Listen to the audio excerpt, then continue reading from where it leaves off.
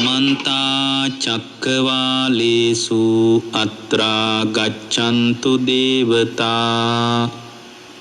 सद्धम्मं मुनिराजस्स सुनन्तु सग्गमुक्कदं ධම්මස්සවන කාලෝ අයං බදන්තා ධම්මස්සවන කාලෝ අයං බදන්තා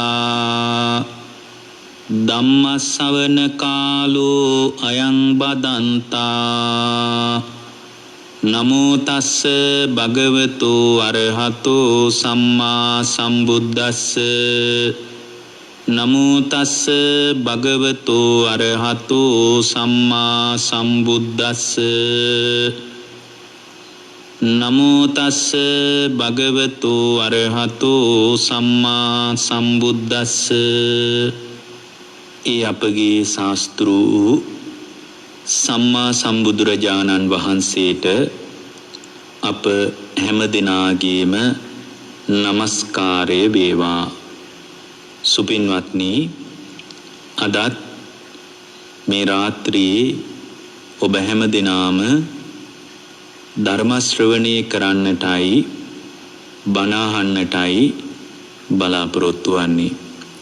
පින්වත්නි, අපේ ජීවිතයට මුණ ගැහුණු සුන්දරම ගුරුවරයා අපගේ බුදුරජාණන් වහන්සේ. අපිට අහන්ට ලැබුණු ජීවිතේ අහපු ගොඩාක් වචන තියෙනවා. ඒ අහපු වචන අතර බුද්ධ ශ්‍රාවකයන් විදිහට අපට අහන්න ලැබුණු ලස්සනම වචනේ තමයි භාග්‍යවතුන් වහන්සේ කියලා කියන්නේ. කෙනෙකුට ඒ වචනය ගොඩාක් ලස්සන නැති වෙන්න පුළුවන්. ඒ වගේම තවත් කෙනෙකුට ඒ වචනය ටිකක්වත් වටින්නේ නැති වෙන්න පුළුවන්. තවත් කෙනෙකුට ඒ වචනේ ඇහෙනකොට ගරහන අදහසක්, නිඳා කරන අදහසක්, අවඥාවට ලක් කරන අදහසක් ඇති වෙන්නත් පුළුවන්. ඒ මොන පදනමකින් වුණත් ධර්මයේ ඉලක්කය තේරුම් ගන්නකොට, මේ ධර්මයේ ආධ්‍යාත්මික ප්‍රමුඛ ඉලක්කය මොකක්ද කියලා දැනෙනකොට, ඇයි මෙහෙම ධර්මයක් අපි ඉදිරියට ආවේ? ඇයි අපිට මෙහෙම ධර්මයක් උදව් වෙන්නේ? මොකද්ද මේ ධර්මයේ තියෙන පිළිසරණ? මොකද්ද රැකවරණය? මොකද්ද මේ ධර්මයේ තියෙන අභිමානය? එහෙම හොයලා බලනකොට පින්වත්නි, බුදුරජාණන් වහන්සේ තරම් අපි ගැන හිතපු, අපි ගැන හොයපු, අපිට අනුකම්පාවෙන් දහම් ඇස පහල කරපු ලෝකෙ කොහෙද මේ බඳු ශාස්ත්‍රවරයෙක් ඉන්නේ? ඒ නිසයි බුදුරජාණන් වහන්සේ අපට මෙච්චර වටින්නේ. සතර අපායෙන් නිදහස් වෙන පාර පෙන්නුවේ අපගේ බුදුරජාණන් වහන්සේ නේද? අම්මා තාත්තටවත් සතර අපායෙන් දරුවා නිදහස් කරන්න බැරි නම්, දරුවන්ට දෙමව්පියන් සතර අපායෙන් නිදහස් කරන්න බැරි නම් කෑම බීම දීලා සතර අපායට වැටෙන්න ඔබටත් මටත් ඉඩකඩකුත් තියෙනවා නම්, මේ සතර අපායෙන් නිදහස් වෙන පණිවිඩයක් කියපු බුදුරජාණන් වහන්සේගේ සුන්දර බුද්ධ වචනය නේද අපි අහපු ලස්සනම වචනය. ඒක එච්චර ලස්සන වෙන්නේ සතර අපායෙන් ගැලවුවේ අපගේ බුදුරජාණන් වහන්සේ. කාලයක් යනකොට ඒක ගොඩාක් වටින් නැති වෙන්න පුළුවන්. කාලයාගේ ඇවෑමෙන් ඒක නොවටිනා ගානටම මිනිස්සු දාලා කතා කරන්න පුළුවන්. හැබැයි අපි එකක් මතක තියාගන්න ඕන. ඒ මතක තබාගත යුතු දේ තමයි පින්වත්නි, බුදුරජාණන් වහන්සේ මුලින් පැහැදිලි කරපු පණිවිඩය. මුලින් කිව්වේ ඒ පණිවිඩයේ උන්වහන්සේ පිරිනිවන් පාන්න කිට්ටු වෙනකොට වෙනස් වුණාය කියන අදහසින් නෙමෙයි. මුලින් බුදුරජාණන් වහන්සේ නමක් අපට පෙන්වා වදාළ මූලික බුද්ධ වචනය අද වෙනකොට එක එක දේවල් නිසා යම්තාක් වෙනස් වෙලා තියෙන බවක් අපට පේනවා. ඒකට විවිධාකාරයේ ආක්‍රමණයන් බලපාන්න ඇති. ඒ වගේම මේ බුද්ධ ශාසනය රැකගන්න ලීලාවෙන් පෙනී සිටින පාලකයන්ගේ නායකයන්ගේ ක්‍රමවේද බලපාන්න නැති. ඒක මේ යුගයේ නෙමේ අවුරුදු 200ක් තුලදී වෙච්ච දෙයක්. ඊටත් වඩා වැඩි කාලයක් තුලදී වෙච්ච දෙයක් මම මේ කියන්නේ. වර්තමානී පාලන තන්ත්‍රයට කරන චෝදනාත්මක කියවීමක් නෙමෙයි මේ කතාව. ඒ වගේම විවිධ ඇදහිලි ක්‍රම බුදුරජාණන් වහන්සේගේ ධර්මයට බලපාන්න ඇති. ඒ සියලු කාරණා නිසා බුදුරජාණන් වහන්සේ පෙන්වා දුන්න මූලික දර්ශනයට හානියක් වුණාද නැද්ද? හානියක් වුණා. ඒකට ඇදහිලි ක්‍රම, ආක්‍රමණ, ඒ වගේම පටු අරමුණු කිව්වේ බුද්ධ ශාසනයේ රකින්න මුවාවෙන්, ආරක්ෂා කරන මුවාවෙන්, බුද්ධ ශාසනයේ නගා සිටුවන මුවාවෙන් මේ බුද්ධ ශාසනයට ඇතුළත් තුන. ඒක ගිහි අය වෙන්නත් පුළුවන්, පැවිදි අය වෙන්නත් පුළුවන්. ඒ අයගේ චර්යාවන් නිසා බුදුරජාණන් වහන්සේගේ ධර්මය නිවීම යථාර්ථය මුදලට විකිනෙන තැනකටම අපේ වර්තමානයේ අපේ ක්‍රියාවලිය ගොඩ නැගිලා තියෙනවා. ඒ නිසා අපි මේ මූල්‍යමය වටිනාකම් සහිතව ගලාගෙන යන ලෝකයේ තුල බුදුදහමට පවා මුදලක් නියම වෙන ලෝකයක් තුල බොහොම ප්‍රවේශමින් මේ ලෝකය සමග ගැටෙන්නේ නැතුව, ලෝකයට උත්තර බඳින්න නැතුව ප්‍රවේශමින් මේ ධර්මය අපේ ජීවිතයට ගලපා ගන්න අපි දක්ෂ වෙන්න ඕන. ඒ බඳු දක්ෂතාවයක් තියෙන ශ්‍රාවකයාට තමයි මේ බුදුරජාණන් වහන්සේගේ පිළිසරණ පිහිට සකස් කරගන්න පුළුවන් වෙන්නේ. පින්වත්නි, බුදුරජාණන් වහන්සේ අපට පෙන්වා දුන්නු පණිවිඩය සම්පූර්ණයෙන්ම නුවණින් විමසීම මත පදනම් වෙන එකක්. අඩක් නෙමෙයි, සම්පූර්ණයෙන්ම නුවණින් විමසීම මත පදනම් වෙන එකක්. නුවණින් විමසීම තියෙන ශ්‍රාවකයෙක්ගේ ජීවිතය තුළ මේ ධර්මයේ වැඩෙනවා ඒකාන්තයි.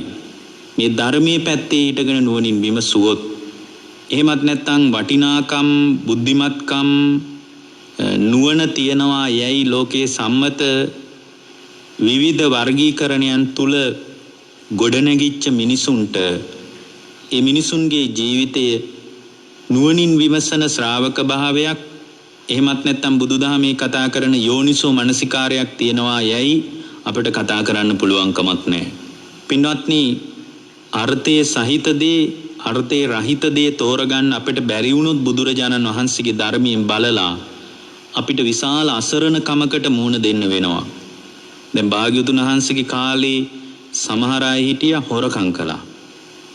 සමහර අය අනාචාරී ගියා. සමහර මිනිස්සු දාමරිකයි. මේ විදියට මිනිසුන්ගේ විවිධ චර්යා මැදදී ඒ අයට තිබුණා මහා පුදුම කුසලතාවයක්. ඒ තමයි අර්ථයේ සහිත දේ, අර්ථයේ රහිත දේ තෝරගන්න ඒ අයට විමසුම් නුවණක් තිබුණා. ඒ විමසුම් නුවණට කියන්නේ ප්‍රඥාව කියලා. අර්ථයේ සහිත දේ මෙයයි, අර්ථයේ රහිත දේ මෙයයි කියලා තෝරලා බේරලා ගන්න තරම් ප්‍රඥාවක් තිබුණා. අද උගත්කම් තියෙන්න පුළුවන්, බුද්ධිමත්කම් තියෙන්න පුළුවන්, වෘත්තීය වටිනාකම් තියෙන්න පුළුවන්. හැබැයි අර්ථයේ සහිත දේ, අර්ථයේ රහිත දේ තෝරගන්න මිනිසුන්ට ප්‍රඥාවක් නැහැ. ඒ බඳු ප්‍රඥාවක් නැති පැවිදි පාර්ශවය අය වුණත් ඉන්න පුළුවන්. ඒකට යා සලකන්නේ ධර්මයේ වටිනා දෙයක් හැටියට නෙමෙයි. ඒ කෙනාට වටිනාකම් සහිත දේ විදියට පේන්නේ මේ ලෝකේ සාමාන්‍ය ගෘහස්ත කාමභෝගී ජීවිතය අගය කරන දේවල්. පාලන තන්ත්‍රය, ආර්ථික ශක්තිය, වත්කම්, පොහොසත්කම්, මෙන්න මේවටයි අර්ථයේ සහිත දේ, අර්ථයේ රහිත දේ තෝරගන්න බැරි නුවණින් විමසීමක් නැති ප්‍රඥාව මොට වෙච්ච ශ්‍රාවකයා, එයා ගිහිද පැවිදිද කියන එක අදාළ නැහැ. එයාගේ වටිනාකම් ලඝු වෙන්නේ ඒ බඳු තැනකයි. ඒ නිසා සැබෑ බුද්ධ ශ්‍රාවකෙක් විදියට අපි දක්ෂ වෙන්න ඕන. කුසලතාවයක් හදාගන්න ඕන. මේ ධර්මය ඇහෙනකොට අර්ථයේ සහිත බව නුවණින් විමසා ජීවිතයට ප්‍රතිබද්ධ කරගන්න, ගලපා ගන්නට.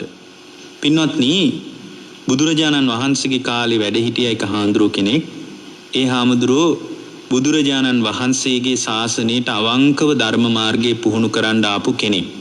උන්වහන්සේ ධර්ම මාර්ගයේ පුහුණු කරගෙන යනකොට උන්වහන්සේට පුළුවන් වුණා යම් දවසක සම්පූර්ණයෙන්ම කෙලෙසුන්ගෙන් නිදහස් වෙලා අවබෝධය කරා පැමිණෙන්න. අවබෝධය කරා පැමිණිච්ච මේ හාමුදුරුවන්ට එක දවසක් හිතෙනවා මම දැන් කළ යුතු දේ කරලා ඉවරයි. මගේ බඹසර සීලේ ඉලක්කය දැන් සම්පූර්ණ වෙලයි පවතින්නේ. දැන් මට කළ යුතු දෙයක් නැහැ. මම උපදවාගත්ත නිරෝධ සමාපත්තියට සමවැදෙමින් ජීවිතේ ගෙවලා දානවා විනා දැන් මං කුමක් කරන්නද? හැබැයි මම මගේ බුදුරජාණන් වහන්සේට අරහත්වයෙන් බුද්ධ පූජා පවත්වන්න ඕන. ඒ නිසා මං උන්වහන්සේ දකින්න යන්න ඕන. බුදුරජාණන් වහන්සේගේ සිරිපා සටහන් සිඹිමින් වඳින්න ඕන. උන්වහන්සේ මගේ net පෑදුවේ. උන්වහන්සේ මගේ ඔළුව අතගාලා ප්‍රඥාව මතු කළේ. උන්වහන්සේ වහලා තිබුණු දෙයක් මොනවද දන්නේ මේ වහලා තියන්නේ කියලා. එහෙන් මෙහෙන් කැරකි කැරකි බලද්දී තිරේ ඇරලා පෙන්වුවේ උන්වහන්සේ. යටිකුරු වෙලා තිබ්බ දෙයක් උඩුකුරු කරලා පෙන්වුවා වගේ මේ ජරා මරණ වලින් පීඩිත ලෝකයේ ජරා මරණ වලින් නිදහස් වෙන පාර පෙන්වුවේ මගේ බුදුරජාණන් වහන්සේ. ඒ නිසා මම උන්වහන්සේට මා ලැබපු අරහත්වයෙන් බුද්ධ පූජා පවත්වන්න ඕන නේද? ඒක මගේ යුතුයකමක් නේද කියලා හිතාගෙන මේ ස්වාමින් වහන්සේ බුදුරජාණන් වහන්සේ දකින්න යන්න පිටත් වුණා. මේ විදියට පිටත් වෙලා යනකොට පින්වත්නි රෑ වුණා එක දවසක්. දවසක් දෙකක් නෙමෙයි දවස් කීපයක පයින් මේ යන දුර බැහැර ගමනකට තමයි උන්වහන්සේ අවතීර්ණය වුණේ. මේ ගමනේදී හම්බ වෙන තැනක රැය පහන් කරනවා. ලැබෙන දෙයක් වළඳනවා. බොහොම සැහැල්ලුවෙන් පියාපත් බර විතරක් තියෙන කුරුල්ලෙක් වගේ. අභ්‍යවකාශයේ ඉගිලෙන්ට පියාපත් බර විතරයි තියෙන්නේ. ඊට වඩා මුකුත් කුරුල්ලෙක් ළඟ තියනවාද? කිසි දෙයක් කුරුල්ලෙක් ළඟ නැහැ. පියාපත් බර විතරක් තියෙන කුරුල්ලෙක් වගේ. උන්වහන්සේ පිටත් වෙලා යනවා. කැලයක් මැදින් යනකොට එදා ටිකක් රෑබෝ වුණා. මේ රැය ගෙවා ගන්නේ කොහොමද කියලා උන්වහන්සේ ටිකක් කල්පනා කළා. උන්වහන්සේ වටපිට බලනකොට බොහොම ලස්සන ගල් තලාවක් තිබුණා. පහන් පත්තු කරන්න කවුරුත් හිටියද? නෑ. එළිය දෙන්න කිසිවෙක් නෑ. කලාමැදිලියගේ යාන්තමින් එළියක් විතරයි. ගන්න කරුවලක් තිබුණේ. ඒ ගල් තලාවට ගිහින් දැන් බලන්න කල යුතු දේ කරලා ඉවර වෙච්ච ස්වාමින් වහන්සේ නමක් කරන දේ. උන්වහන්සේ ගල් තලාවට ගිහින් තමන් වහන්සේ ළඟ තිබුණු පාත්‍ර සිවුරු එක පැත්තකින් තියලා පත්කඩේ මේ ගල් තලාවේ එලා ගත්තා. එලාගෙන මේ පත්කඩේ මත පළඟක් බැඳගෙන උන්වහන්සේ වාඩි වුණා. උන්වහන්සේ වාඩි වෙලා එහෙම අදිෂ්ඨාන කරගත්ත නිරෝධ සමාපත්තියට සමවදින්න. නිරෝධ සමාපත්තියට සමවදින්න කලින් ඊට සූදානම් වෙන්න ඕන. අමුතුවෙන් සූදානම් වෙන්න දෙයක් නැහැ. නමුත් උන්වහන්සේ අදිෂ්ඨාන කරගන්නවා මෙන්න මේ අහවල් යාමේ මන් නිරෝධ සමාපත්තියෙන් නැගී ඉන්නවා කියලා. ඒක පින්වත්නි වෙනම විෂයක්. සාමාන්‍යයට විෂය වෙන්නේ නැහැ. නිරෝධ සමාපත්තිය කියන්නේ යටත් පිරිසෙන් පළවෙනි ධානයවත් උපදවාගත්තේ නැති මිනිහෙකුට යාන්තමින්වත් තේරුම් ගන්න පුළුවන්කමක් නැහැ. එයා හිතන්නේ ඒක විහිළුවක් වගේ. ඒක වෙනම විෂයක් කිව්වේ ඒකයි. බුද්ධ ශාසනයේ විතරක් මතුවෙන අමුතුම විෂයක් තමයි පින්වත්නි නිරෝධ සමාපත්තිය කියලා කියන්නේ. ගල් තලාවේ පත්කඩේ දාලා වාඩි වෙලා උන්වහන්සේ නිරෝධ සමාපත්තියට සමවදින්නයි ලැස්තිය. උන්වහන්සේ නිරෝධ සමාපත්තියට සමවදින්න කලින් අදිෂ්ඨාන කළා. අදිෂ්ඨාන කරලා හේම වාඩි වුණා. ඔබ දන්නවද නිරෝධ සමාපත්තිය තුල ආස්වාස ප්‍රාස්වාසයේ නිරුද්ධ වෙලා යනවා. ඒ කියන්නේ හුස්ම වැටෙන එක නවතිනවා. විතක්ක ਵਿਚාර නිරුද්ධයි. සංඥා වේදනා නිරුද්ධයි. ඝන කරුවලක් තියෙන්නේ නිරෝධ සමාපත්තියට සමවැදුණා. දැන් ඉතින් ගලක් වගේ. මොකද ආස්වාස ප්‍රාස්වාසයත් නිරුද්ධයිනේ. ඉතින් ආස්වාස ප්‍රාස්වාසය නම් හතරවෙනි ධ්‍යානිය තුලත් නිරුද්ධයි. ආස්වාස ප්‍රාස්වාසයේ නිරුද්ධයි. සංඥා වේදනා නිරුද්ධයි. විතක්ක ਵਿਚාරත් නිරුද්ධයි. උන්වහන්සේ වැඩ ඉන්නකොට හොරු කණ්ඩායමකට මේ කැලේ පුරුදුයි. හොරකමේ ගිහින් හොරකම් කරගත්ත බඩු භාණ්ඩ ආයිත්තම් එක්කම කණ්ඩායමේ 500ක් ඉන්නවා. මේ 500ම හොරු එකතු වෙලා මේ ගල් තලාවට පැමිණුණා. මේ ගල් තලාවට පැමිණිලා ඔවුන් දන්නවා මේක විශාල ගල් තලාවක්. ඒ නිසා හිතේ හැටියට ටිකක් හාන්සි වෙලා ඉන්න පුළුවන්. එක්කනේ දෙන්නේ නම් ගහක් යට හරි ඉන්න බැරිය. නමුත් දැන් මෙතන 500ක් ඉන්න නිසා 500ටම ටිකක් එළි වෙනකන් හාන්සි වෙලා ඉන්න පුළුවන්. මේ ගල් තලාවට දන්න කෙනෙක් ඉන්නේ නැහැ. ඒ නිසා මේ ගල් තලාවේ අපි පොඩ්ඩක් හාන්සි වෙලා ඉමු මහන්සි ඇරෙන්නත් එක්ක කියලා මේ හොරු කණ්ඩායමම පින්වත්නි මේ ගල් තලාවට පැමිණුණා. මේ ගල් තලාවට හොරු කණ්ඩායම පැමිණිලා මේ හොරු දැක්කේ නිකන් කලාමැදිලි එළිය විතරයි, හඳ එළියක්වත් එදා තිබිලා නැහැ. ඝන කරුවලක් තිබුණේ. ඉතින් මේ හොරු කණ්ඩායමට කරුවල වඩාත් හුරුයි. මේ හොරු කණ්ඩායම දැක්ක නිකන් ගලක් වගේ, ගල් තලාව මත තිබෙන ගලක් වගේ, ටිකක් ඝන ගල් කැටයක් වගේ දැකලා එතන අර තිබ්බ බඩු මුට්ටු ඔක්කොම හේතු කරා. වටිනා ගෙනාපු දේවල් එක තැනකින් තිබ්බා. 500ක් ගෙනාපු දේවල් නේ. දැන් මෙතන ගලක් නෙමෙයි තිබුණේ, මේ ස්වාමීන් වහන්සේ වැඩ හිටියේ. නමුත් ආස්වාසේ වැටෙන්නෙත් නැහැ. සංඥා වේදනත් නිරුද්ධයි, විතක්ක ਵਿਚාරත් නිරුද්ධයිනේ දැන් මෙතන. ඉතින් කරවටක් විතර මේ ටික ගොඩ ගහලා හොරු කණ්ඩායමේ නායකයා කිව්වා කොල්ලනේ උඹලත් ඔය තනින් තන නිදාගනිලා කියලා. අර හොරු කණ්ඩායමේ නායකයා හිමීට අර තිබ්බ බඩු මුට්ටු ටිකටම හේතු වෙලා නිදාගත්තා. එතනත් තව දෙතුන් දෙනෙක් නිදාගන්න ඇති. හාන්සි වෙලා හිටිය ගලක් කියලාමයි හිතාගෙන හිටියේ. ටික වේලාවක් යනකොට ටික කලුයම් කාලේ එනකොට මේ ස්වාමීන් වහන්සේ සමාපත්තියෙන් නැගිට්ටා. නැගිටලා බලද්දි මෙන්න මේ ඇඟට බර වෙලා මෙහෙන් බඩු මුට්ටු ටිකක් මෙහෙන් ගසලා දානකොට මේ හොරු නායකයා කෑ ගහගෙන නැගිට්ටා. කෑ ගැහුවා නැගිටපල්ලා මෙන්න අමනුස්සයෙක් මේ ගල් තලාවේ. මොකද ඉස්සලා පණ තිබ්බෙත් නෑ.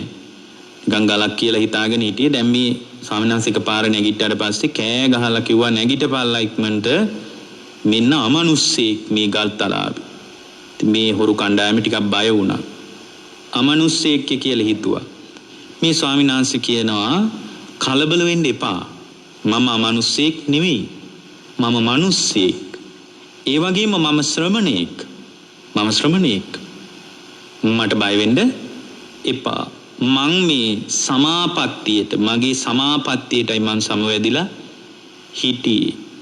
හොරු මේ සිද්ධියාල පුදුම වුණා. මොකද මේ හොරුන්ට හරියට නිින්ද යන්නේ. කොයි වෙලේ රාජපුරුෂයෝ වට කරයිද? කොයි වෙලේ තවත් පිරිසකගෙන් අනතුරක් වෙයිද? මේ විදිහට හොරු කණ්ඩායමකට විශාල අවදානමක් තියනවද නැද්ද? තියෙනවා. ඒ නිසා මේ හොරුන්ට නිින්ද යන්නේ නැහැ. ඒ වගේම කොච්චර හොරකම් කළත් සංසිඳෙන්නෙත් නැහැ. හොරකම් කරනවා සංසිඳෙන්නේ නැහැ. ඒ නිසා මේ හොරු නායකයා කියනවා අනේ හාඳුරනේ බලන්න පුදුමයි ඔබ වහන්සේ ගැන. අපි මෙතන හිටියේ ගලක් කියලා අපි මෙතන හිටාගෙන හිටියේ. ඒකයි මේ බඩු මුට්ටු ටික ඔබ වහන්සේගේ ඇඟට හේතු කළේ. හාඳුරනේ අපි මේ කරන්නේ නිස්සාර දෙයක්, සරුසාර දෙයක් නෙමෙයි අපි කරන්නේ. අපේ වැඩේ තමයි අනුන්ට ගින්දර දෙන එක. මිනිස්සු අමාරුවෙන් හොයාගන්න සතම අපි හූර ගන්නවා. මිනිසුන්ගේ හදවත් පත්තු කරන එකයි හාඳුරනේ අපි කරන්නේ. අපිට හරියට නිින්ද යන්නේ නෑ. ඔබ වහන්සේ මේ මැටි වළඳක් වගේ එකක් විතරක් අතේ තියාගෙන කොයිතරම් සනීපෙට ඉන්නවද? කැමැති තාක් ඔබ වහන්සේට ඔය ආකාරයෙන් සිහිය පවත්වගෙන නිදා ගන්න පුළුවන්ද? මෙයා හිතන්නේ මේක නිින්දක් කියලා. උන්වහන්සේ මේ සමාපත්තිය ගැන පැහැදිලි කළා. ඒ වෙලාවේ මේ හොරු නායකයාට හිතුණා මේ මෙච්චර හොයාගෙන සංසිඳෙන්නෙත් නැති ආසාවක් පස්සේ අපි ලුහු බඳිනවා. ඒවා කොච්චර හොයෙව්වත් මදි. හොරකම් කරන එක තුල සංසිඳෙන්නේ නැහැ. හිතත් හොරකම් කරන්නමයි හිත දෙන්නේ. හිත ඇදෙන්නේ හොරකම පැත්තටමයි. මේක අපේ ප්‍රාර්ථනා කරපු ජීවිතේ නෙමෙයි. දැන් ගොඩාක් දිනකට සැන්දෑවේ එහෙම හිතෙනවා.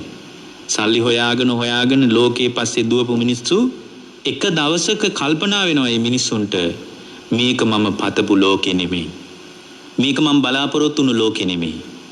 එහෙම හිතෙන එක දවසක. එදාට මොකුත් පිළිසරණට නෑ ඒ අයට. මේ ගෞතම බුදුරජාණන් වහන්සේගේ ධර්මයේ දන්න කෙනෙක් හිටියොත් යන්තම් ධර්මයේ පැත්තට හරි පාර පෙන්නයි. අද එහෙමත් නෑනේ. ඒ නිසා පින්වත්නි අද නම් පිළිසරණක් බලාපොරොත්තු වෙන්න පුළුවන් කමක් නෑ. පිහිටක් බලාපොරොත්තු වෙන්න බෑ මේ ලෝකේ.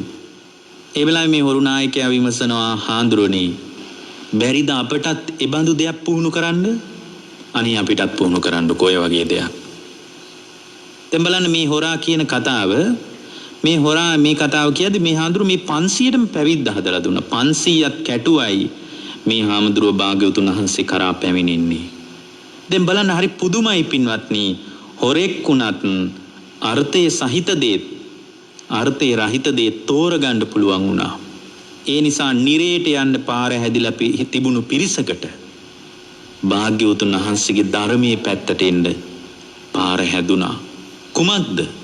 අර්ථයේ මෙයයි, අනර්ථයේ මෙයයි, සත්‍ය මෙයයි, අසත්‍ය මෙයයි තෝරගන්න නුවණක් තිබුණා. අන්න ඒ නුවණට තමයි පින්වත්නි අපි ප්‍රඥාව කියලා කතා කරන්නේ. ඒ බඳු ප්‍රඥාවක් තියෙන ශ්‍රාවකයෙකුට මේ ධර්මයේ Tamanගේ ජීවිතයට ග්‍රහණය කරගන්න පුළුවන්. අමාරු නෑ. අද මම මේ දේශනාවෙන් ඔබට යම් කාරණයක් මතක් කරනවා. එකම වචනයක්. මේ උපේක්ඛා කියන වචනය. උපේක්ෂාව කියන එක මේ බොජ්ජංග ධර්මයක් විදියට වඩාත් බරව මම අද මේ දේශනාවේදී ඔබට මතක් කරනවා. උපේක්ෂාව කියන්නේ මේක නිවනට පැමිණෙන ශ්‍රාවකයෙකුට තියෙන්න ඕන දෙයක්. උපේක්ෂාව කියන්නේ හිතේ මැදහත් බව කියන එකනේ. අන්තගාමී නොවි හිත මැද පවත්වනවා. මැද තැනක හිත පුහුණු කරනවා. එතකොට මේ හිතේ මැදහත් බව කියන එක සෑම බුද්ධ ශ්‍රාවකයෙකුටම ඊටාම වැදගත් දෙයක්. මේ මැදහත් බව උපේක්ඛා බොජ්ජංගයට බරව මේ උපේක්ෂාව කතා කළොත් මේක සෑම බුද්ධ ශ්‍රාවකයෙක්ම හිත හදාගත යුතු එක්තරා ස්තරයක් ගැනයි පින්වත්නි මෙතනදී ධර්මයේ සඳහන් කරන්නේ.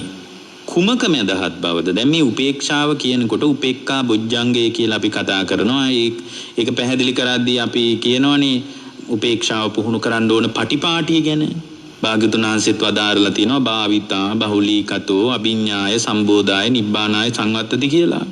එතකොට මේ උපේක්ෂා බොජ්ජංගයේ බහුල වශයෙන් පුහුණු කරන්න ඕන, හුරු කරන්න ඕන කියලා අපි නිතරම කතා කරනවා. නමුත් මේ උපේක්ෂාව කුමක්ද කියලා අපිට තේරෙන්නේ නැහැ. හිතේ මැදහත් බව කියලා තේරුණාට දැන් මේක නිවනටම ශ්‍රාවකයා පමුණුවනවා නම්, ශ්‍රාවකයාට නිවන කරාම පැමිණෙන්න මේක උදව්වක් වෙනවා නම්, ඒ උදව්වක් වෙන උපේක්ෂාව නිකම්ම උපේක්ෂාවක් වෙන්න පුළුවන්ද? නිකම්ම උපේක්ෂාවක් වෙන්න බෑනේ පින්වත්නි. නිකම්ම කාරණයක් වෙන්න බෑ.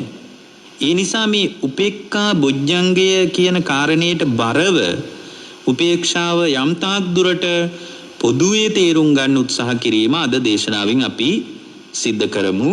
ඔබත් මේ වඩාත් ඔබේ ජීවිතයට ගලප ගන්න මේ දහම් කොටාසය තුළම ඔබේ ජීවිතේ යම් තාක් නිවීම ස්ථාවර කරගන්න පුළුවන් බව මම දන්නවා. එවැනි ශ්‍රාවකයෙකුට මේ උපේක්ඛා කියන කතාව ගැඹුරින් විමර්ශනය කිරීම ඊටාම වැදගත් දෙයක්. පින්වත්නි දැන් කොහොමද අපේ ජීවිතේ උපේක්ෂාව පැත්තට බර වෙන්නේ? කොහොම උපේක්ෂාවක් පුහුණු කළොත්ද නිවන කරා ඒ ශ්‍රාවකයාට පැමිණෙන්න පුළුවන් වෙන්නේ?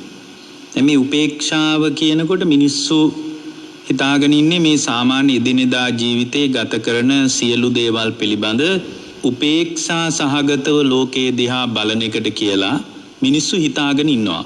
ඇත්තට මේක උපේක්ෂාවද? ඒකට වඩා ගැඹුරින් උපේක්ෂාව පිළිබඳ අපට යම් අදහසක් මතු කරගන්න බැරිද?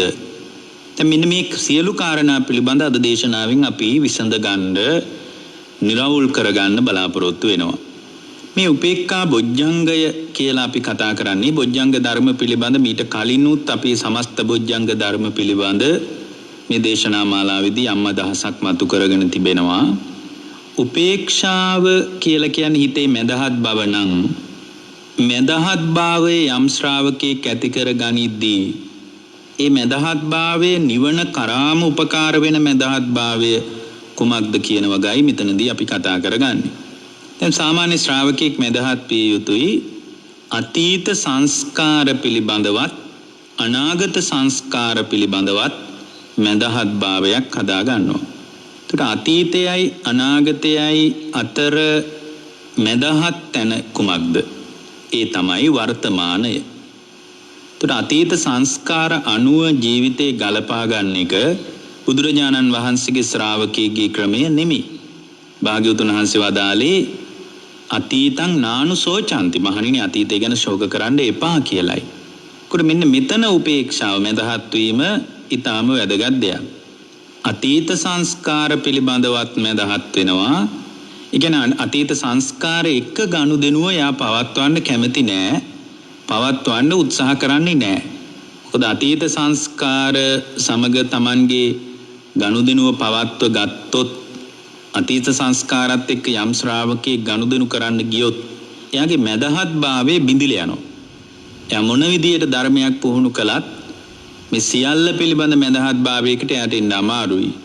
අපි හැම වෙලාවකම පුරුදු වෙලා තියෙන්නේ අතීත සංස්කාර එක්ක අපේ ගනුදෙනුව හදාගන්නයි. මෙතනදී අපි මතක තියාගන්න අවශ්‍ය දෙයක් තියෙනවා. අතීත සංස්කාර පිළිබඳව මදහත් වෙනවා. ඒ කියන්නේ අතීත සංස්කාර අනුව යන්නේ නැහැ ඒ ශ්‍රාවකයා. ඒ වගේම අනාගත සංස්කාර අනුව. මොකද අනාගත ලෝකය අනාගතය හැම වෙලාවකම අපි ප්‍රාර්ථනා කරනවා. අනාගත ලෝකේ මවනවා. ඒතර අනාගත ලෝකේ මවනික මේ වෙලාවේ කළ යුතු දෙයක් විදියටයි අන්ධබාල පෘථග්ජනේ කල්පනා කරන්නේ. අනාගත ලෝකේ මවන්නෙත් නැහැ. ඒතර අතීත සංස්කාරත් අනාගත සංස්කාරات පිළිබඳ ඒ ශ්‍රාවකයා තුල පුද්ගලයා තුල මදහත් භාවයක් සකස් කර ගන්නවා. ඒ වගේම මදහත් වෙනවා මේ පුද්ගලයා ඇලීම් ගැටීම් පිළිබඳවත් මදහත් වෙනවා. ඒ කියන්නේ මේ ලෝකේ ඇස හරහා කන හරහා නාසය හරහා දිව හරහා කය හරහා මනස හරහා මේ ලෝකේ අත්දැකීම් වලට අපි විවෘත වෙනවා. මේ ලෝකේ අත්දැකීම් වලට අපි මුහුණ දෙනවා. ඒ අපි මුහුණ දෙන අත්දැකීම් තුල ඇස කන නාසය දිවකය මනස මුල් කරගෙනත් මදහත් වෙනවා. එතනක් තියෙන උපේක්ඛා බොජ්ජංගයට අදාළ මාත්‍රාවක් කොට්ටාසයක්. එතකොට ඇසින් කනින් නාසයෙන් දිවෙන් කයෙන් මනසෙන් කියන මේ ආයතනික ක්‍රියාවලිය නිසා තමයි අපේ ජීවිතයේ සංසාරෙට නැවත නැවත අවශ්‍ය සංස්කාර ගොඩ ගසෙන්නේ. එහෙමත් නැත්නම් ගොඩ ගසා ගන්නේ. ඇලීම් ගැටීම් ඔස්සේ තමයි ඇස අපි පරිහරණය කරන්නේ. කන පරිහරණය කරන්නේ. නාසය පරිහරණය කරන්නේ. දිව පරිහරණය කරන්නේ. කය පරිහරණය කරන්නේ. මනස පරිහරණය කරන්නේ. සාමාන්‍යයෙන් අසෘතවත් පෘථග්ජනෙක් පරිහරණය කරන්නේ ඇලීම් ගැටීම් සමගයි. උදාහරණයක් විදියට කන ගමු අපි. කනින් අහන දේවල් නිසා එක්ක අපි ඇලෙනවා, එක්ක අපි ගැටෙනවා. තව විදිහකින් කිව්වොත් එක්ක අපි රාගයක් හදා ගන්නවා, එක්ක අපි ද්වේෂයක් හදා ගන්නවා, පටිඝයක් හදා ගන්නවා. ඒතර මේ ඇලීම් ගැටීම් සම්බන්ධවත් මදහත් වෙනවා. ඒකත් උපේක්ඛා බොජ්ජංගයට අයිති කොට්ටාසයක්. ඇලීම් ගැටීම් සම්බන්ධවත් දැන් මදහත් වෙනවා. ඉස්සෙල්ලා මොකද්ද කිව්වේ? අතීත සංකාරات අනාගත සංකාරات පිළිබඳ මදහත් වෙනවා. වර්තමානයේ තුල සිහිය පවත්වන උපේක්ෂා සහගත වෙනවා. දැන් අපි මතක් කළා මේ ඉන්ද්‍රිය ක්‍රියාවලිය මුල් කරගෙන ඇලීම් ගැටීම් හදාගන්නේ. ඉන්ද්‍රිය ක්‍රියාවලිය මුල් කරගෙනත් ඒ ශ්‍රාවකයා මදහත් වෙනවා. ඇලෙන්නෙත් නෑ ගැටෙන්නෙත් නෑ. එහෙම නැතු රූප නොදක ඉන්නවා නෙමෙයි. ශබ්ද නොඅහා ඉන්නවා නෙමෙයි. කෑම කන්නේ නැතුව ඉන්නවා නෙමෙයි. මේ ආයතනික ක්‍රියාවලිය ඒ විදිහටම වෙනවා. හැබැයි ඒ ආයතනික ක්‍රියාවලිය ඔස්සේ මධ්‍යම ස්වභාවයට උපේක්ෂාවට හිතේ මදහත් භාවයට පත් වෙනවා නම් එයා ඇස කන නාසය දිවකය මනස ඇසුරු කරගෙන පවතින ලෝකය මුල් කරගෙන එයා අත්දකින දේවල් දැනෙන දේවල් ඇහෙන දේවල් හිතෙන දේවල් මුල් කරගෙන ඇලීමක් හදාගන්නෙත් නෑ ගැටීමක් හදාගන්නෙත් නෑ මනාපත් නෑ හැබැයි එකෙන් කියවෙන්නේ අමනාපයි කියලා අමනාපත් නෑ අන්න බලන්න මේ හැම තැනකම මැද පවත්වන විදිය ඊට පස්සේ පින්වත්නි එයා මේ වර්තමානයේ තුල පවතිනවනේ දැන් අර හිතේ මදහත් භාවයට එනවනේ අතීත සංකාරයි අනාගත සංකාරයි අනුව යන්නේ නැතුව වර්තමානයේට එනවනේ. ඒතර ඕක ධර්මයේ තියෙනවා තත්ත විපස්සති කියලා. ඒ කියන්නේ වර්තමාන අධ්‍යක්ීම් ලෝකයේ පිළිබඳවත් එයා බොහොම මදහත් වෙන ශ්‍රාවකෙක් වෙනවා. වර්තමාන ලෝකයේ මදහත් වෙනවා කියලා කියන්නේ දැන් අතීතයට අනාගතයට යන්නතෝ මදහත් වුණා. වර්තමානියම් අධ්‍යක්ීම් පරාසයක් තියෙනවනේ අස කන නාසය දිවකය මනස මුල් කරගෙන ඒ අධ්‍යක්ීම් පරාසය පිළිබඳ ඒකට ධර්මයේ සඳහන් වෙන්නේ පච්චුප්පන්නංච යේ ධම්මං තත්ත තත්ත විපස්සති. වර්තමානයේ මදහත් වෙනවා. වර්තමානයේ තුලත් මදහත් භාවය හදාගන්න විදිහයි. කොහොමද වර්තමානයේ තුල මදහත් වෙන්නේ? වර්තමානයේ තුල මදහත් වෙන්නේ වර්තමානයේ ඔබේ රූපය පිළිබඳ ඔබට මදහත් අදහසක් හදාගන්නවා. එතකොට රූපය පිළිබඳ මදහත් අදහසකට ඉන්නේ රූපය පිළිබඳ ඇත හෝ නැත හෝ අන්තයකට වැටෙන්නේ නැහැ. ඒ කියන්නේ රූපය මුල් කරගෙන එයා ප්‍රපංච ලෝකයක් ගොඩනගන්නේ. එයා රූපය දකින්නේ අනිත්‍ය වෙලා යන දෙයක් විදියටයි. එයා රූපය දකින්නේ දුක මුල් වෙලාම දුකම උදා කරන දුකම අත්දකින්න දෙයක් විදියටයි. එයා රූපය දකින්නේ ආත්මීය ස්වභාවයෙන් නෙමෙයි. මම කියලා රූපය අල්ලන්නේ නැහැ. මම වෙමි කියලා රූපය දකින්නෙත් නැහැ. මගේ ආත්මය යයි එයා රූපය දකින්නෙත් නැහැ. ඒ කියන්නේ රූපේ මුල් කරගෙන එයා හරිම මැදහත්. එයා රූපේ පවත්වන්නේ මැදහත්වයි. දැන් අන්න බලන්න වර්තමානයේත් එයා මැදකට එනවා. වර්තමානයේ මොකද්ද මැද කියලා කෙනෙක් අහන්න පුළුවන්. මෙන්න මෙහිමයි වර්තමානයේ සම්පූර්ණයෙන්ම මේ ස්කන්ධ ක්‍රියාවලිය පිළිබඳ උපේක්ෂාව වඩන්නේ. ඊට පස්සේ යාට යම් විඳීමක් ඇති වෙනවා නම් ඒ විඳීම පිළිබඳවත් එයා මැදහත්. විඳීම තුල එයා මම වශයෙන් මගේ වශයෙන් ඒ විඳීම දකින්නේ නැහැ. මගේ ආත්මීය වශයෙන් ආත්මීය ගතියකින් විඳීම දකින්නේ නැහැ. විඳින්නේ මම කියලා හිතන්නේ නැහැ. විඳින්න මම මේ පැත්තේ ඉන්නවා කියලා එයා හිතන්නේ නැහැ. එයා ඇත්තටම ප්‍රඥාවෙන්ම දකිනවා මේ වේදනාව හටගෙන නිරුද්ධ වී යන දෙයක් විදියට. වේදනාව හටගෙන නිරුද්ධ වෙලා යන දෙයක් විදියට දකිනකොට එයාට වේදනාව පිළිබඳ මදහත් භාවයක් ඇති වෙනවා. විඳීම පිළිබඳ මධ්‍යස්ථයි දැන්. ඒතර මේ විඳින දේ පිළිබඳ එයා දකින්නේ මේ වේදනාව හටගෙන නිරුද්ධ වෙලා යනවා. එතනමයි නිරුද්ධ වෙන්නේ. හට ගන්නවා නිරුද්ධ වෙලා යනවා. එතකොට හටගෙන නිරුද්ධ වෙලා යන වේදනාව හටගෙන නිරුද්ධ වී යන දෙයක් විදියටයි දකින්නේ. වේදනාව ඇති වෙන්නේ හේතුඵල දහමින් සකස් වීමක් විදියටයි. හේතුඵල දහමින් දකිනකොට අර මනාපමනාපකම් අමුතුවෙන් ආය හදා ගන්න ඕන දැන් මම මැදට එන්න ඕනේ එහෙම එකක් නැහැ. මේ ස්කන්ධ ක්‍රියාවලිය තුල එයා මැදහත් වෙනකොට එයා තුල නිකම්ම මනාපමනාපකම් කැඩිලා ගැලවිලා බිඳිලා විනාශ වෙලා යනවා. අමුතුවෙන් එහෙනම් දැන් මම මැදහත් වෙන්න ඕනේ කියලා එකක් නැහැ. ඒතර වේදනාව ඇති වෙන්නේ ස්පර්ශය ප්‍රත්‍ය කරගෙන කියලා එයා දන්නවා. පස්ස පච්චය වේදනා කියලා දන්නවා. දැන් හිතන්න කවුරු හරි කෙනෙක් බනිනවා කියලා. ඒතර බනිනකොට Taman තුල අමනාපකමක් සාමාන්‍යයෙන් ඇති වෙන්නේ. දැන් මෙතන අමනාපකමක් නැහැ. ඇයි මෙතන අමනාපකමක් නැත්තේ පින්වත්නි? එයා දකින්න වේදනාව දැන් අමනාපකම ඇති වෙන විදිය බලමු අපි. දැන් කෙනෙක් බනිනවා පිටින් සද්දය ඇහෙනවා. ඒතර සෝත ප්‍රසාදයක් පවතිනවා. ඊට පස්සේ මේ කනේ මේ සද්දය වැදෙනවා. දැන් මම ඊට වඩා ගැඹුරු කාරණයක් නමුත් මම ඔබට තේරෙන්න නෙමෙයි කියන්නේ. ඒතර කනයි ශබ්දයයි දෙකම තියෙනවා. ඒතර මේ කනයි ශබ්දයයි දෙකම ඇති වෙනකොට මේ මානසික අවධානයත් ඒ පැත්තට ගිහින් තියෙනවා. ඒ නිසානේ එයාට ස්පර්ශ වෙන්නේ. මේ කාරණා තුන එකතු වුණා මේකට කියනවා ස්පර්ශය කියලා. තින්නම් සංගති පස්සෝනේ. ස්පර්ශ වුණාට පස්සේ ස්පර්ශ වීම මුල් කරගෙනයි වේදනාව ඇති වෙන්නේ. එහෙමනම් එයා දකිනවා මේ ස්පර්ශය නිසායි මට වේදනාව ඇති වුනේ. මොකද එයාගේ මානසික අවධානය වෙන පැත්තක නම් එයාට කොච්චර බැන්නත් එයාට ගාණක් නැහැ. එයාගේ ශරීරය සම්පූර්ණයෙන්ම තද නින්දකට වැටලා නම් සම්පූර්ණයෙන්ම ශරීරය සිහි කල්පනාව නැති තත්ත්වයක් නම් සිහි නැති කරලා නම් එයාට කොච්චර බැන්නත් කන ළඟටම කරලා බැන්නත් දැනෙනවද? දැනෙන්නේ නැහැ.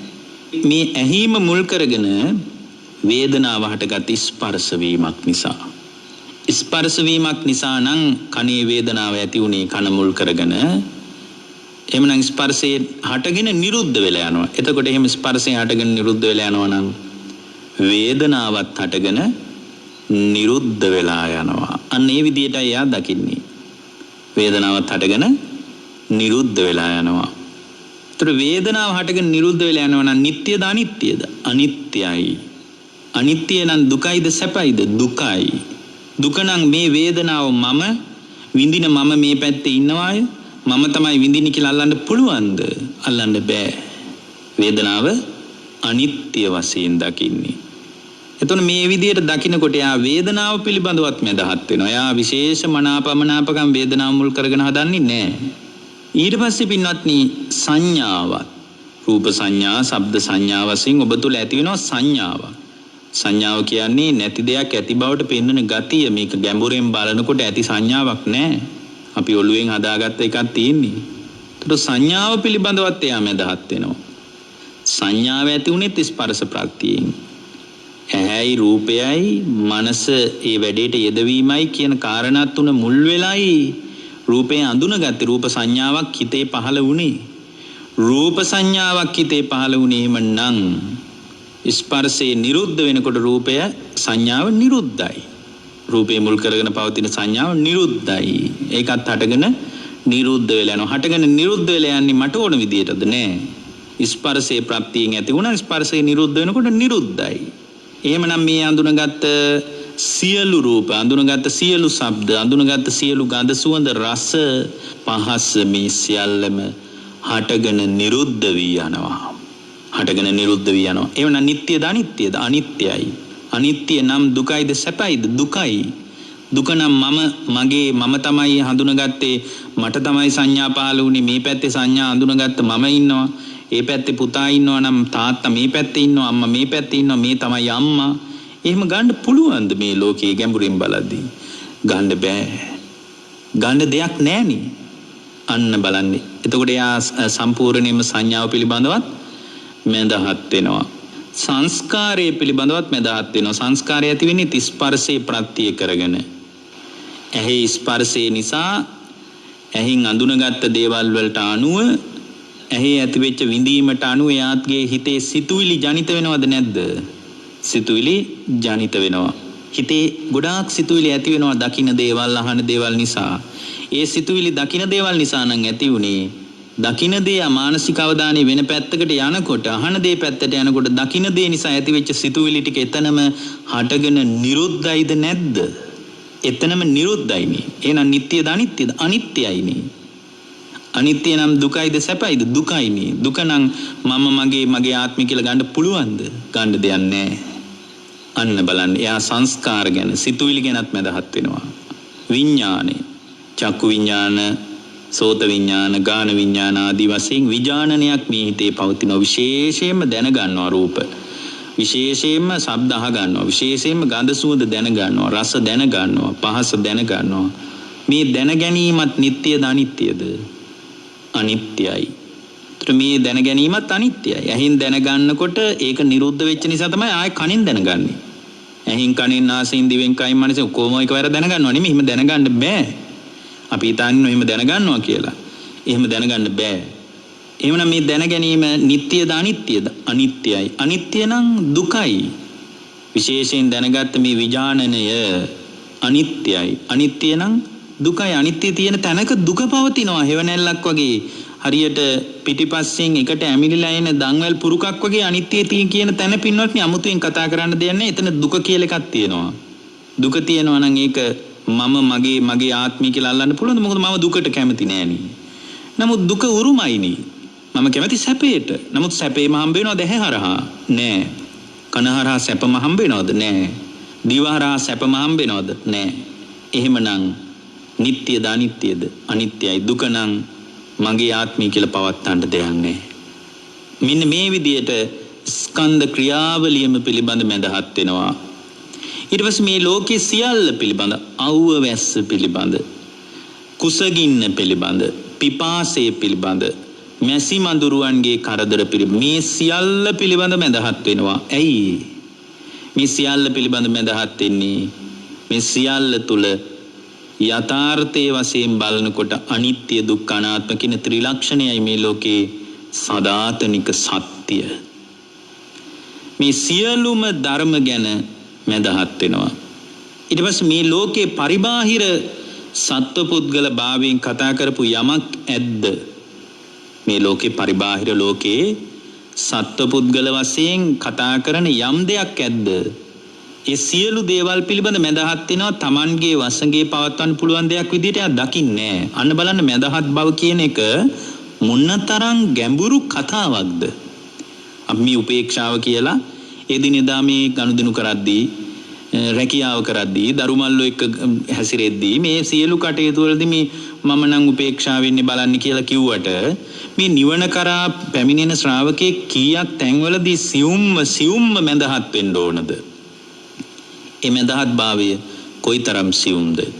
එළියේ පවතින සියලු ක්‍රියාවලිය පිළිබඳවත් මේ ජීව ස්වභාවයෙන් අපි කතා කරන ලෝකේ යමක් ඇද්ද? ඒ සියල්ල පිළිබඳ දැන් මැදහත් වෙනවා. මේ ලෝකේ ජීව ස්වභාවයෙන් පවතින දේවල් තියෙනවනේ. සත්ව පුද්ගල භාවයෙන් ග්‍රහණය කරගත්ත දේවල් මොනවද? සත්ව පුද්ගල භාවයෙන් ග්‍රහණය කරගත්තේ මගේ දරුවා, මගේ අම්මා, මගේ තාත්තා, මගේ සහෝදරයා, සහෝදරිය, මගේ අසල්වාසියා, මගේ බිරිඳ, මගේ ස්වාමියා, මගේ ආදරවන්තයා, ආදරවන්තිය. මේ ලෝකේ සත්ව පුද්ගල භාවයෙන් යම් දෙයක් කතා කළාද ඒ සියලු දේවල් පිළිබඳ මැදහත්ව දකින්නේ. කොහොමද මැදහත්ව දකින්නේ? මා තුල ක්‍රියාත්මක වෙන්නේ මේ වෙලාවේ රූප වේදනා සංඥා සංකාර විඥාන කියලා ස්කන්ධ ටිකක්. ඒ ටිකේ මැදහත් වෙච්ච විදිය අපි දැන් සරලව කතා කරගත්තනේ. ඊට වඩා ගැඹුරින් කතා කරගන්න ඕන. නමුත් මේ දේශනාවට අයිති කාලේ හැටියට අපි යම් අදහසක් ගත්තනේ. දැන් මා තුලත් රූප වේදනා සංඥා සංකාර විඥාන කියලා ස්කන්ධ ටිකක් නම් ක්‍රියාත්මක වෙන්නේ. ඒත් එළියේ දාදරය කරන කෙනා තුල, බිරිඳ තුල, ස්වාමියා තුල, දරුවා තුල, අම්මා තුල, තාත්තා තුලත් ඒ ටිකම තමයි ක්‍රියාත්මක වෙන්නේ. ඒත් මේ මම තුල පවතින ස්කන්ධ ක්‍රියාවලියවත් මගේ වශයෙන් පවත්වන්න බැරි නම් එළියේ තියෙන ස්කන්ධ ටිකක් කොහොමද පින්වත්නි මම මගේ කියලා අල්ලන්නේ? ඒත් එළියේ තුල බාහිර ලෝකයේ තුල ප්‍රතිපක්ෂව පවතින මේ සියලු දේවල් නිට්ටයද අනිත්‍යද? අනිත්‍යයි. මේ සියලු දේවල් ජීව ස්වභාවයේ පවතින සියලු දේවල් තුල පවතින්නේ නිට්ටය ස්වභාවයක්ද අනිත්‍ය ස්වභාවයක්ද? අනිත්‍ය වෙනවා. වැය වෙලා යනවා. වැය වෙලා යනවා නම් අනිත්‍ය වෙලා යනවා නම් දරුවත් අනිත්‍ය වෙනවා නම් ආදරවන්තයත් අනිත්‍ය වෙනවා නම් ආදරවන්තියත් අනිත්‍ය වෙනවා නම් අම්මත් අනිත්‍ය නම් තාත්තත් අනිත්‍ය නම් මේ ලෝකේ ජීව ස්වභාවයෙන් ගත කිසිවක් නිට්ටය නැත්තම් සකස් වෙච්ච දේවල් නම් ඒ අනිත්‍ය කියන තැන පිටිපස්සෙන් දන්වැලේ පුරුකක් එකට ඇමිනිලා තියනවා වගේ එතන දුක තියනවද නැද්ද? එතන දුක තියනවා. එතන දුක තියනවා. දුක තියනවා නම් ඒක මම, ඒක මගේ ආත්මය කියලා අල්ලන්න පුළුවන් දෙලියේ තියෙන දෙයක්. මොකද මගේ නම් මට ඕන විදියට තියෙන්න ඕනේ. මම දුකට අකමැති. ඒ නිසා දුක මේ තුල තියෙන්න බෑ කියලා මම කැමති වුණාට ඒක මට ඕන විදියට පවත්වන්න පුළුවන්ද පින්වත්නි? පවත්වන්න බෑ. පවත්වන්න බෑ.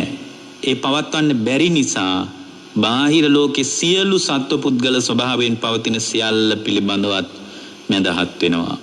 ඒ වගේම අපි මතක තියාගන්න ඕනේ මේ ලෝකේ සියලු පරිබාහිර වටිනාකම් වල ඉඩම තුල, ගෙදර තුල, කාර් එක තුල, රත්තරන් බඩු තුල, ඇඳුම් පැළඳුම් තුල, නානාවිද වටිනාකම් සහිත භෞතික දේවල් තුල මගේ වශයෙන් තියන්න බෑ. මට ඕන විදියට පවත්වන්න බෑ. ඒ සියල්ලත් අනිත්‍ය ලෝකයට අයිති දේවල්. අනිත්‍ය ලෝකයට අයිති දේවල් අනිත්‍ය විදියටමයි දැන් මෙතන දකින්නේ. ඒ දැක්ම තුල මේ ශ්‍රාවකයාගේ ජීවිතය මැදහත් වෙනවා. දැන් ජීව ආජීව සියලු බාහිර ලෝකයේ පිළිබඳ උපේක්ෂා සහගතයි. සියල්ල පිළිබඳ දැන් මැදහත්. සියලු ධර්ම ගැන පින්වත්නි දැන් මැදහත්. දැන් මොනවද පින්වත්නි ලෝකේ ගන්න තියෙන්නේ? දැන් මට කියන්න බලන්න ලෝකේ මොනවද ගන්න තියෙන්නේ? කිසිවක් ගන්න නැහැ. සියල්ල පිළිබඳවම දැන් මැදහත්. දැන් මේ මැදහත් භාවය ගැන විතරක් අදහසක් ඉතුරු වෙලා සියල්ල පිළිබඳවම අතහැරෙමින් යන අවස්ථාවක්. මේ මැදහත් භාවය තුල ස්ථාවර වෙනකොට එයාට නිවන, නිබ්බාන, අකුප්පා චේතෝ විමුක්තිය නම් සුන්දර අත්දැකීමකට ඔහු මැදිහත් වෙනවා, ඔහුට මුණ ගැහෙනවා. ඒ නිවන පිළිබඳවත් මැදහත් වෙනවා. ලෝකේ සියලු දේ මායාවක් බව දැන් දැනගන්නවා. සිත තුළ ඇති වෙලා නැති වෙලා යන දෙයක් විදියටයි දැන් මේ ශ්‍රාවකයා දකින්නේ. ඒ දැක්ම තුළ යා භාවනා කරනකොට යම් ආධ්‍යාත්මිකව යම් ධ්‍යානයක් සමාපත්තියක් ඇති වුණොත් ඒ තුලත් මැදහත් වෙනවා. මොකද ඒ ධ්‍යානෙ නැගිට්ටාම ඒ ධ්‍යානෙ කෝ භාවනා කරනකොට යම් ශ්‍රාවකයෙකුට ධ්‍යාන සිතක් උපදින්න පුළුවන්. භාවනාවෙන් නැගිට්ටාම කෝ ඒ ධ්‍යාන සිත ඒක නිරුද්ධයිනේ. ඒ නිසා මේ සියලු දේවල් පිළිබඳව මඳහත් පටිච්ච සමුප්පන්නවයි දැන් ලෝකයේ දකින්නේ. හේතුන් නිසා ලෝකේ ඇති වෙන බවත් හේතු නිරුද්ධ වී යනකොට ලෝකේ නිරුද්ධ වී යන බවත් එයා දකින්නේ. අනුපාදිශේෂ නිර්වාණ ධාතුව කියලා දැන් ගන්න දෙයක්වත් නැහැ. සියල්ල පිළිබඳවම මඳහත් සත්‍ය පිළිබඳව පවතින්නේ මඳහත් භාවයක්. සියල්ල පිළිබඳව මඳහත් වෙනකොට සත්ව පුද්ගල භාවයක් නැහැ. සියල්ල අනිත්‍ය දුක්ඛ අනාත්ම වශයෙන් හේතුඵල දහමින් ගලපා කලඹා බලනවා. සියල්ල තුල මඳහත් වෙනකොට එයා තුල විමුක්ත සිතක් උද්ගත වෙනවා. ඒ විමුක්ත සිත කිසිවෙකුට හොලවන්න බෑ. ඒක වෙනස් වෙන්නේ නැහැ. ඒකට කියනවා අකුප්පා චේතෝ විමුක්තිය කියලා. ඒ නොවෙනස් වෙන සිත සදාකාලිකවම ඔබ නිවලා දානවා. එවැනි නිවීමක් තමයි ගෞතම බුදුරජාණන් වහන්සේ අදට 2600කට කලින් අපට වදාළේ. එවැනි නිවීමක් පිණිස මේ දේශනාව හේතු වේවා වාසනාව වේවා කියන අදිෂ්ඨානින් අද දේශනාව නිමා කරනවා. ඔබ හැම දිනාගේම ජීවිතය තුළ මදහත් භාවය ප්‍රායෝගිකව වැඩේවා. උපේක්ඛාව බොජ්ජංග ධර්මයක් විදියට දියුණු වේවා. ගෞතම බුදු සසුනේ පිළිසරණ ලැබේවා කියන අදිෂ්ඨානය සහිතව දේශනාව නිමා කරනවා. ඔබ හැම දිනාටම තෙරුවන් සරණයි.